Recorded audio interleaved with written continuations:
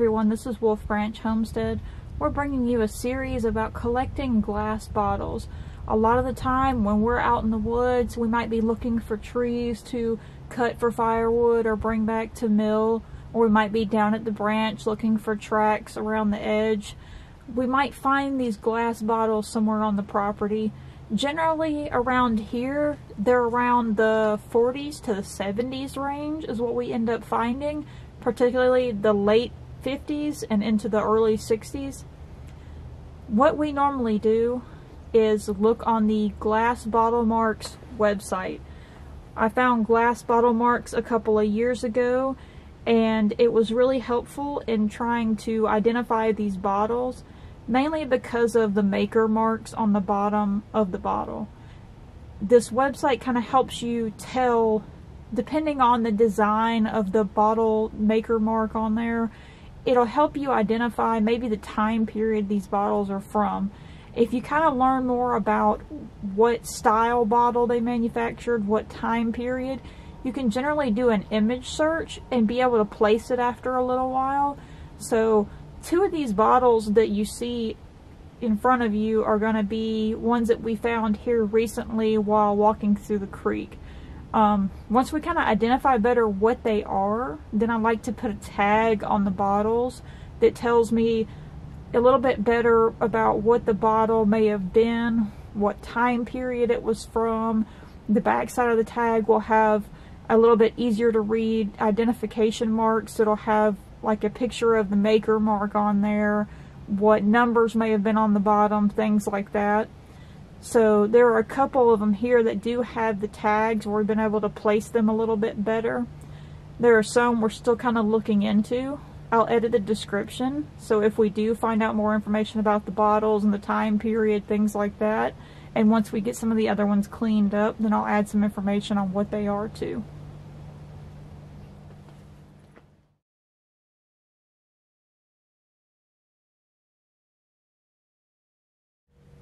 I've been into collecting glass bottles for a long time.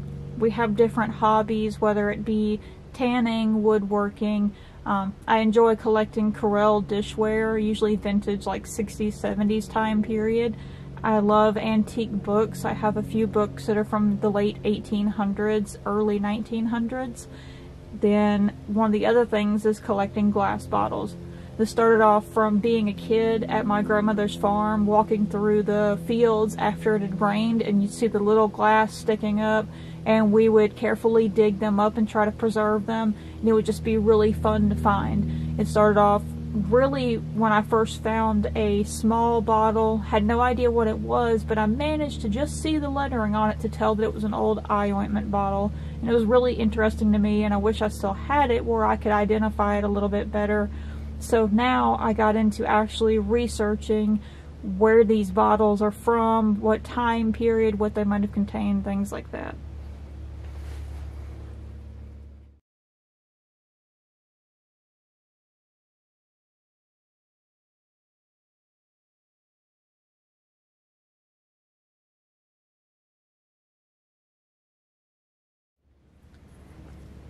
We had a chance to correspond with David Witten from Glassbottlemarkscom and ask him a little bit more about what inspired him to create the website, what got him into collecting glass bottles, things like that. David said, quote, "I have been interested in glass for a very long time, from a young kid. As a young boy growing up in Illinois, I can vaguely remember looking up at telephone lines and wondering what those colored glass bells were, and wishing I could have one. I remember looking around at the base of telephone poles near the road where we lived out in the country, hoping to find one that had fallen off without any success. Years later, I did find one lying on the ground along a roadside when I was about 14 years old. That was in Tucson, Arizona. I also remember noticing broken pieces of pottery and old glass shards after my dad would till up our big garden spot in Illinois, and a good rain would help reveal stuff lying on the surface of the freshly tilled ground. I think that might have also spurred my interest in old glass and pottery. I can also remember, probably around the age of 7 or 8, that I thought it was a shame for Mom to just throw away those blue glass Vicks Vapor Rub jars from our medicine cabinet. Such a beautiful shade of cobalt blue. I got really interested in collecting glass insulators around the age of 19 and soon started to scour local yard sales and antique stores looking for them, and since then have been interested in learning more about their history and about the many glass companies that made them.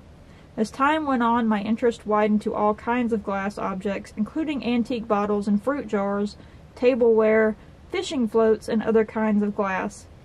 I started a small web page in 2004, just a very small page with a brief list of glass manufacturer marks and a short list of glass factories that manufactured insulators.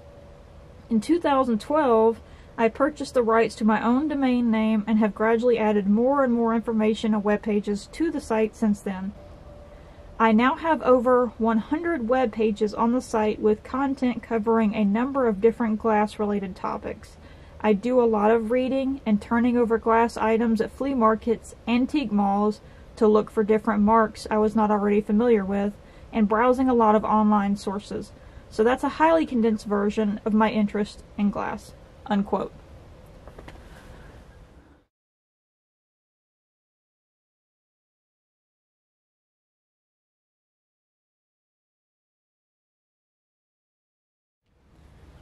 The Glass Bottle Marks website is really helpful.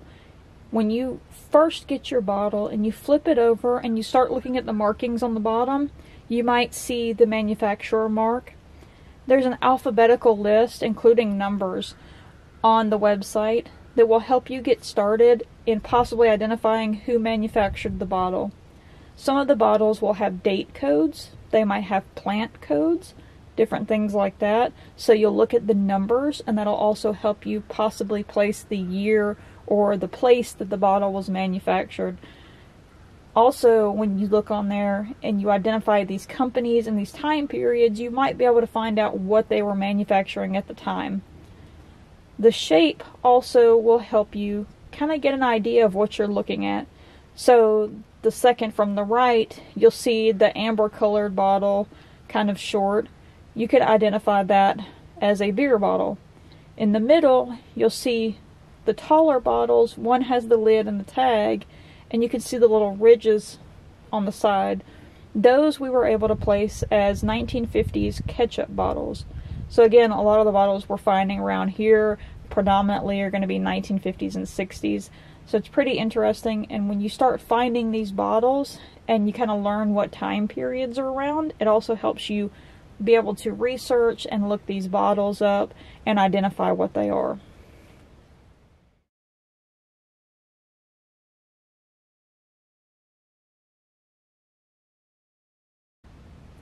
A simple internet search for glass bottle marks, you'll probably see glassbottlemarks.com right at the very top.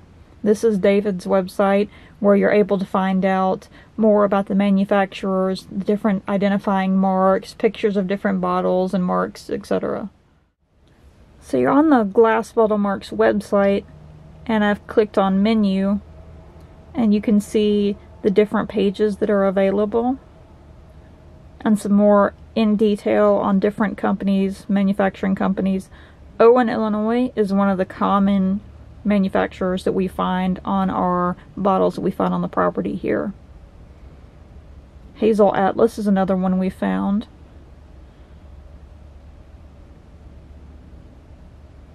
Duraglass is a marking we've seen on a lot of them, where you can look up the different companies, the manufacturer marks, like I said, alphabetical order.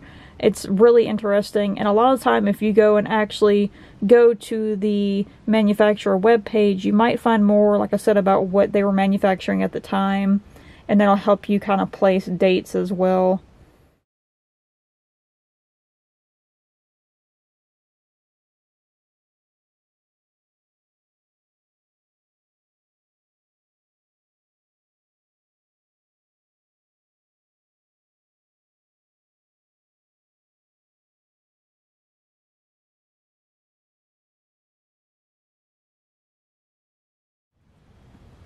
Now, normally the only glass bottles and jars that I will collect are ones that we found here, but this one is a special case. We were traveling one time and stopped at an antique store on a whim, and I saw this jar and I couldn't believe that I had found it. I didn't want to order one online. I wanted to find it in person, so it was really special. When I was a kid, my grandmother had one of these vintage Cremora jars like this on her table, and she would keep sugar in it, and she would use that for her coffee or other things that she was making. She would scoop it out with a little spoon, and the entirety of my childhood, that sat on her table in the dining room, and it was really special to me and something that I really remember and recall about her house. And for me to find a jar like this, especially a vintage one that was in really good shape and intact, even without the label, that's exactly how she had it, was no label on it. Just like my grandma's jar, we've got sugar in ours for when we make coffee here at the cabin. And I love this little jar. I'm so glad we found it. Thank you again to David Witten of Glassbottlemarkscom. Please make sure to go check out that website and use it whenever you find old bottles. Thank you for watching episode 1 in our glass bottle collecting series. This is Wolf Ranch Homestead, and we'll see you again next time.